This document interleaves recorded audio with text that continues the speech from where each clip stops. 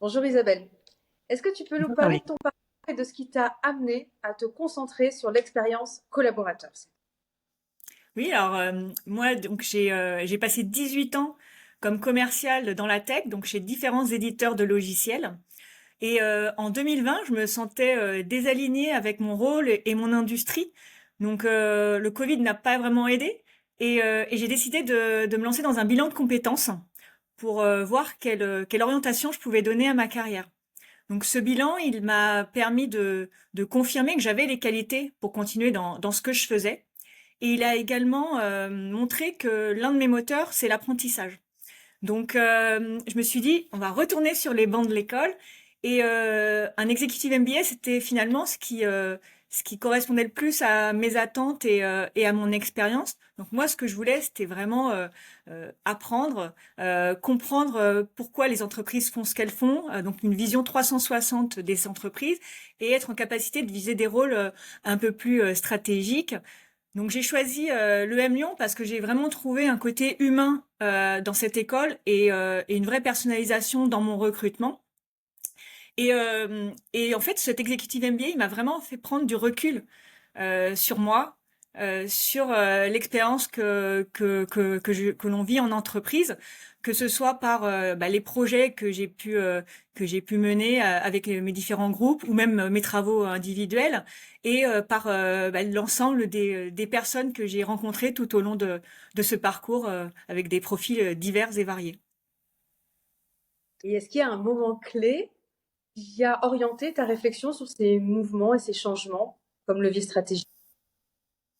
Alors oui, il y a quelques années, j'ai quitté l'une de mes entreprises parce que ça se passait, c'était un peu difficile avec l'un de mes managers et en fait ça m'a ouvert les yeux. Je me suis rendu compte que la relation collaborateur-manager, elle est clé dans une expérience qu'on a en entreprise. Et en prenant du recul, en regardant un petit peu ce qui était fait dans ces périodes de transition, donc que l'on parle changement de manager, mais également onboarding, offboarding, mais je me suis rendu compte que souvent c'était pas forcément toujours bien géré, ou en tout cas que ça pouvait être amélioré, alors que ce sont des moments qui ont un vrai impact sur l'engagement et sur la rétention des talents. Et si tu devais résumer ta proposition de valeur à un dirigeant ou même à un DRH, qu'est-ce que tu pourrais nous dire? Alors moi, ce que je propose, c'est moi je connecte ou reconnecte les entreprises avec leurs collaborateurs à chaque étape clé de leur parcours pour créer une relation authentique, de confiance, qui va renforcer leur engagement, favoriser la réussite collective et améliorer la performance globale de l'entreprise. C'est clair. Quels sont les principaux défis des entreprises, principalement des startups, concernant justement cette expérience collaborateur? Alors déjà, je pense que dans tout type d'entreprise, il y a des enjeux autour de l'expérience collaborateur. Si après on parle spécifiquement des startups, notamment les startups en forte croissance, moi je vois 6 enjeux principaux. Alors déjà, le premier, c'est attirer, recruter et fidéliser dans des contextes qui sont parfois très concurrentiels. Le deuxième, c'est de maintenir une cohésion d'équipe dans des périodes d'expansion. Le troisième, c'est d'aligner des équipes souvent dispersées géographiquement, que ce soit dans différents sites ou dans différents pays, sur une stratégie commune. Le quatrième, c'est de préserver une culture d'entreprise forte malgré toutes ces transformations. Le cinquième enjeu, ça va être de prévenir le burn-out et le surengagement, qui sont des vrais risques dans ce type de structure. Et le dernier enjeu que je vois, c'est d'anticiper l'évolution des rôles et des compétences pour rester compétitif. Quand on parle start-up, on parle souvent d'agilité. Ce qui fonctionne aujourd'hui peut ne plus fonctionner demain, peut être obsolète. Donc c'est important d'anticiper, c'est important de s'adapter tout en alignant les enjeux d'expérience collaborateur avec la stratégie globale de l'entreprise. Mais en quoi le onboarding ou les changements divers et variés dans une entreprise sont véritablement critiques? pour elle? Alors, pour moi, c'est vraiment des moments qui sont clés dans l'expérience collaborateur.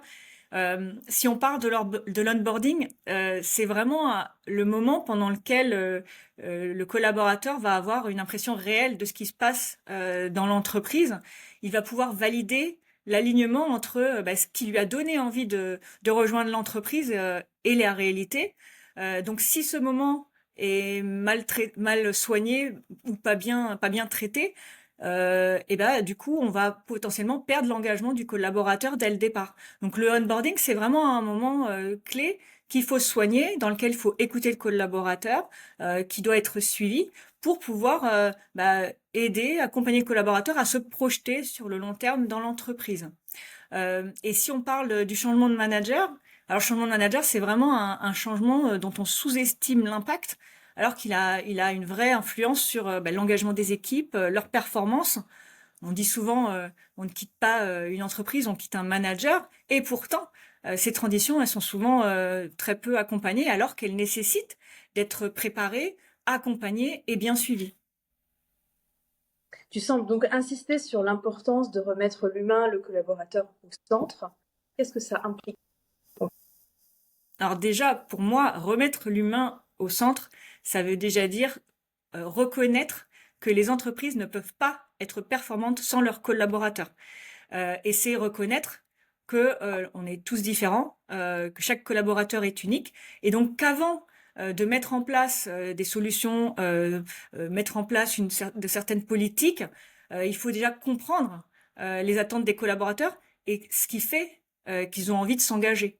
Donc pour derrière créer les conditions, l'environnement qui va favoriser cet engagement et donc la performance. Moi, un exemple que j'aime bien donner, qui montre que en mettant le collaborateur au cœur d'une stratégie, on renforce l'engagement et la performance, c'est l'entreprise LDLC.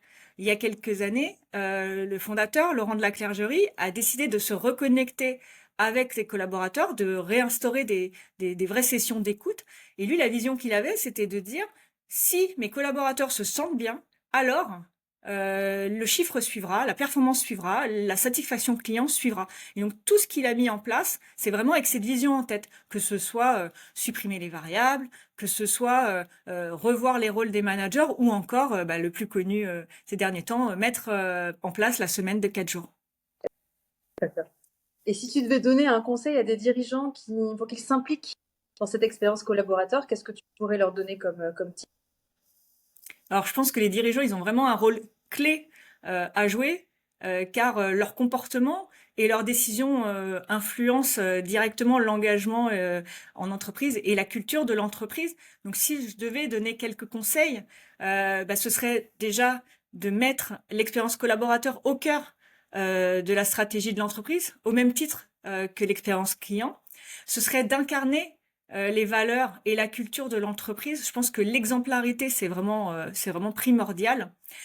C'est d'instaurer également des moments de reconnexion avec les collaborateurs, des moments où ils peuvent poser toutes leurs questions aux dirigeants. C'est également de soutenir les managers intermédiaires, donc vraiment les accompagner, les former, les aider à réussir dans leur rôle.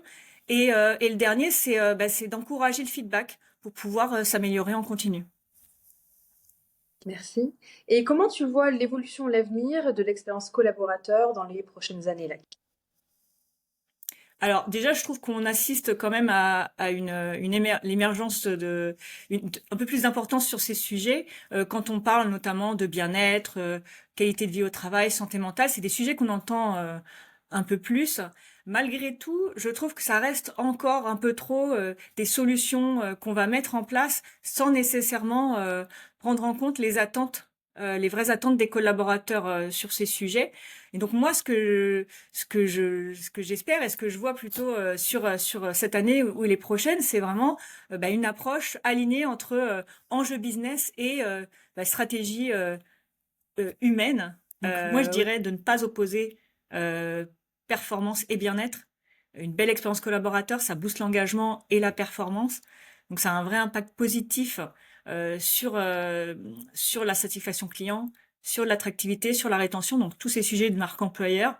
Donc écoutez vos collaborateurs, concentrez-vous sur les moments qui comptent vraiment pour eux et mettez en place une culture, un environnement dans lequel ils auront envie de s'épanouir, ils pourront s'épanouir. Donc si vous faites ça, vous permettez à votre entreprise d'avoir un vrai avantage concurrentiel et d'être performante dans la durée.